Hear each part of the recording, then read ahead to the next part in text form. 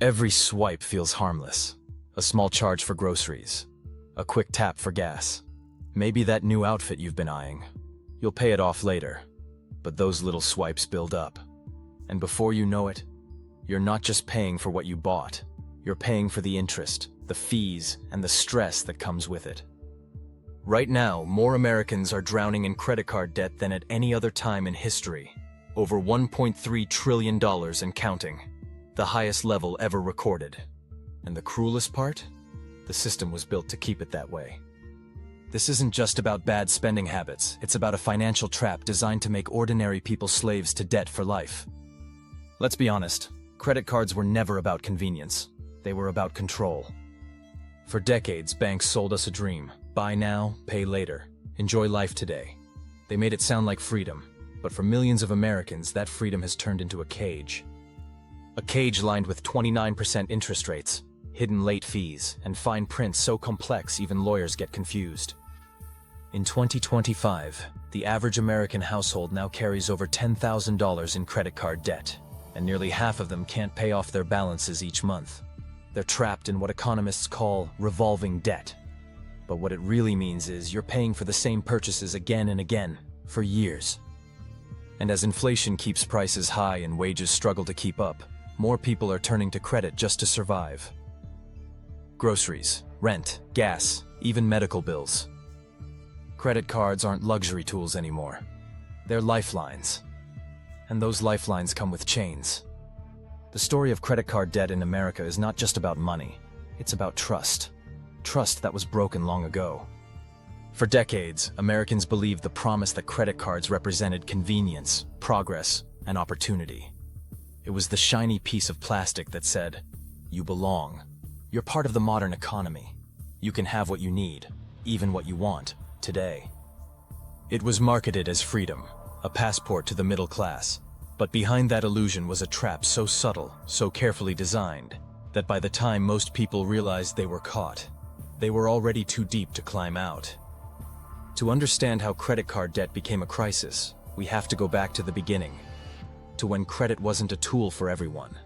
In the 1950s and 60s, credit was a privilege, reserved for the wealthy or well-connected. Ordinary Americans paid in cash or checks, and debt was something to avoid. But banks saw something powerful in the middle class: predictability. They earned steady paychecks. They had homes. They were safe bets. Then came the 1980s, and with it, a revolution.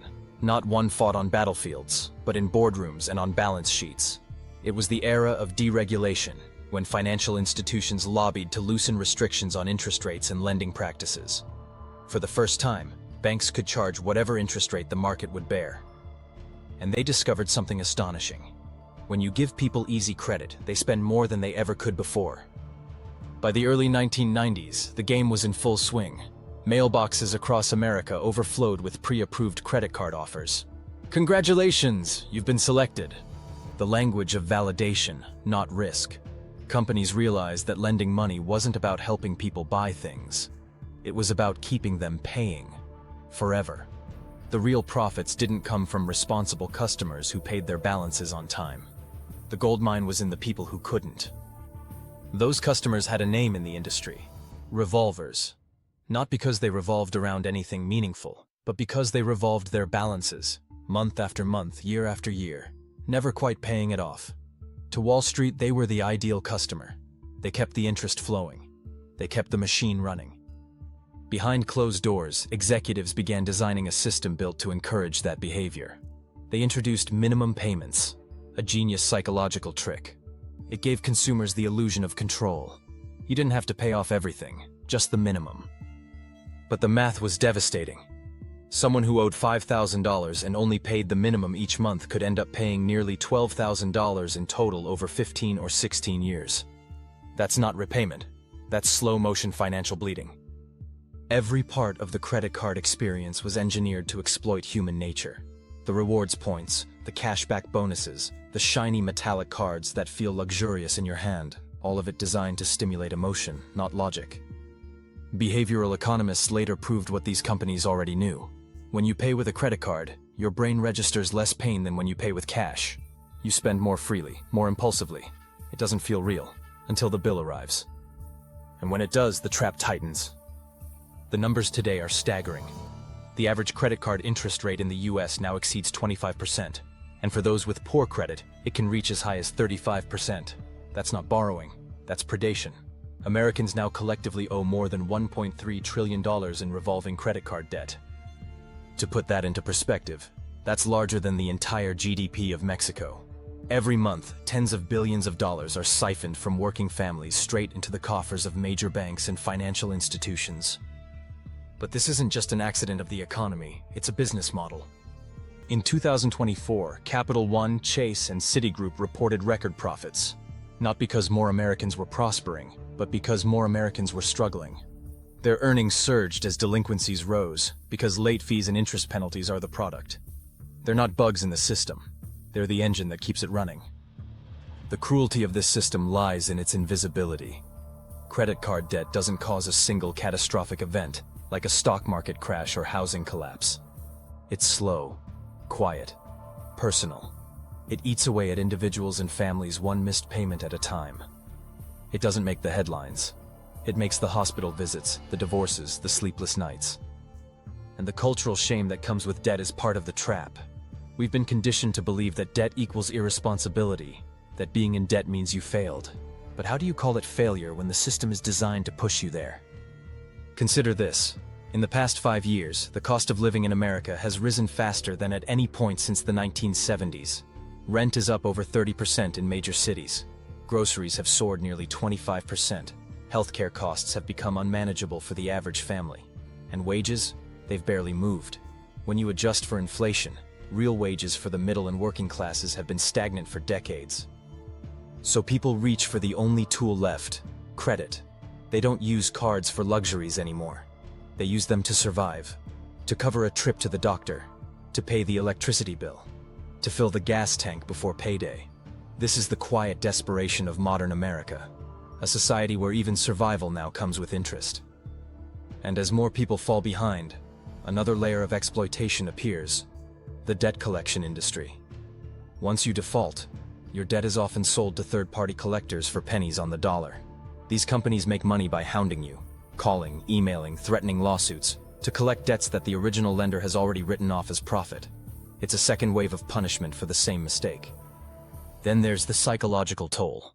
Studies have shown that people burdened with heavy debt experience stress levels comparable to those living with chronic illness. Debt erodes self-esteem, destroys relationships, and even shortens lifespans. The weight of owing, of never catching up, creates a constant, low-level panic that becomes part of daily life. And while ordinary people suffer, credit card companies spend billions on marketing to pull the next generation into the same cycle. Their ads don't show anxiety or sleepless nights. They show smiles, freedom, travel, luxury. Earn rewards. Build your future. Access your potential. The irony is almost poetic. They sell empowerment through enslavement. But perhaps the most sinister element is how invisible it all is to the powerful. To policymakers in Washington, credit card debt looks like a personal issue, something people should manage on their own. But in truth, it's a national economic disease. When millions of people are trapped in debt, they stop spending on anything else. They stop saving for retirement. They delay having children, buying homes, starting businesses. It's not just an individual burden. It's a collective drag on the economy itself. And yet, banks continue to raise limits, increase rates, and expand access. Because to them, your financial stress isn't a problem. It's the product. There's a dark irony here. The same institutions that sell debt also sell the solutions. Debt consolidation loans, balance transfers, credit protection plans, all carefully branded as lifelines. But these products are often just new forms of debt wrapped in hope. They extend the cycle rather than end it. It's like a casino offering therapy to gamblers, as long as the therapy happens in the casino. And if we're honest, this machine works because it's built on emotion, not numbers. Credit cards feed into a uniquely American mythology. The idea that we can buy our way to happiness, that success is visible, that value comes from ownership. If you can't afford it now, it's okay. You deserve it. It's seductive. It feels like empowerment, but it's dependency. The system thrives because it hides behind normalcy. Everyone has a card. Everyone has debt. It's so common that it doesn't even feel wrong anymore. But deep down, something is off. Because no matter how hard people work, they can't seem to get ahead. The monthly payments never stop. The balance never goes down. The promised freedom never arrives. That's not a coincidence, that's the design. If you look closely at the data, you'll see that the majority of credit card profits come from a small portion of users, those who can't pay in full. The average revolver pays more than $1,000 a year in interest alone. Multiply that by tens of millions of people, and you start to see why Wall Street loves your balance. And what's worse, this system targets vulnerability: students, single parents, the elderly, groups least equipped to manage complex financial traps. A young graduate with no credit history gets bombarded with starter card offers the moment they enroll in college. A struggling family receives mail promising instant approval during the holidays. These aren't coincidences. They're psychological precision strikes. Meanwhile, the government looks the other way. Lobbyists for major credit issuers spend millions to ensure that laws stay friendly. The Credit Card Accountability Act of 2009 placed some limits on abusive practices, but banks quickly found loopholes, adjusting fee structures, redefining interest categories, inventing dynamic pricing. It's an endless cat and mouse game, except the mouse is everyone with a wallet. As of now, the average American pays more in annual credit card interest than they do on healthcare deductibles. Think about that. A tool meant to help manage money has become the single largest financial parasite in the average household budget. But even parasites have a limit. Economists are starting to warn that we're approaching a breaking point, with credit delinquencies rising at their fastest rate in over a decade and personal savings rates near record lows. Millions are just one emergency away from collapse. The credit system doesn't care until people stop paying entirely. And when that happens, the same banks that caused the problem will look to taxpayers for bailouts, just as they did in 2008. The question now isn't whether the system is broken, it's whether we're brave enough to admit it. Because credit card debt is not a moral failure. It's a symptom of a society that replaced wages with loans and security with access. A system that tells you to work harder while quietly raising the price of living. It's not about financial literacy. It's about financial manipulation. And yet in every crisis lies a spark of resistance. Across the country, more people are waking up. Online communities share debt payoff journeys. Influencers teach financial discipline, not consumerism. Grassroots movements call for caps on interest rates and more transparency in lending. For the first time in decades, the narrative is shifting, from shame to awareness, from silence to solidarity. That's the beginning of change. Because when enough people realize the truth, that credit card debt was never a personal weakness, but a corporate strategy, the illusion loses its power. The moment people stop believing that debt equals dignity, the machine starts to break. The road ahead won't be easy. The credit system is deeply entrenched, and the forces behind it are powerful. But awareness is the first revolution. When you understand the rules of the game, you can start to play differently. You can build a life based on freedom, not financing. In the end, the story of America's credit card crisis isn't just about money. It's about identity. It's about who we are as a nation. Are we a people defined by what we owe or by what we overcome? Because behind every bill statement, every overdue notice, every interest charge, there's a person. Someone who believed in the dream, who worked hard, who just wanted a chance. And maybe that's what makes this story so tragic. Not the debt itself, but the betrayal of a promise that once meant something.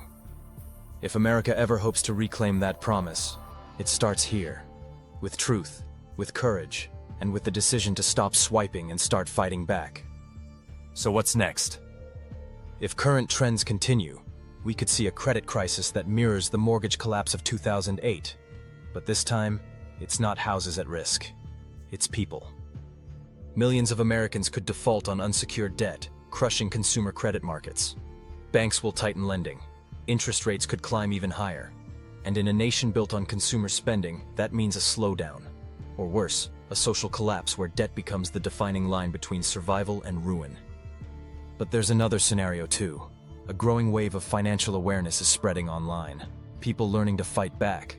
Debt payoff movements. Credit literacy influencers. communities choosing minimalism, rejecting consumerism, and calling out the manipulation. The next financial revolution might not start on Wall Street. It might start in your wallet. America's greatness was never built on credit. It was built on hard work, community, and hope. But that hope has been hijacked by corporations who profit from despair. Every dollar you owe is a piece of your future someone else owns. And the only way to reclaim it is to stop feeding the machine. Maybe we can't fix the system overnight, but we can change how we play the game. Because the truth is, freedom isn't about swiping plastic. It's about breaking the cycle and building a life no interest rate can touch. Thank you so much for spending your time with me today. I really appreciate you watching. If you found this useful, a like would be fantastic, and subscribing helps me keep creating content you'll hopefully enjoy. Please share your experiences and any questions in the comments. I always try to read and respond. Your support keeps this channel going. Until our next video, take care and have a wonderful day.